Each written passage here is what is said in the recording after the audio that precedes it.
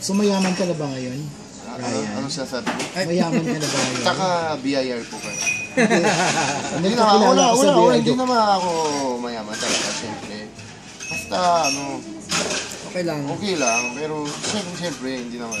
Nalenta pa ako pondo ko, di ba? Hindi wala pa ako sarili. Pero I'm so happy. Yan ang importante sa akin. I'm so happy. Tapos, di ba? Bakit wala kang girlfriend dito? Hanap mo nga ako. Ganyan talaga, minsan meron, minsan wala. Pero nagkaroon ka na. O tinatago mo lang sa amin? Sana, meron akong tako eh. Wala nga eh. Wala, di ba last year, nag-volley na kami. Ngayon, wala pa. So isang taon ka nang wala? Girlfriend?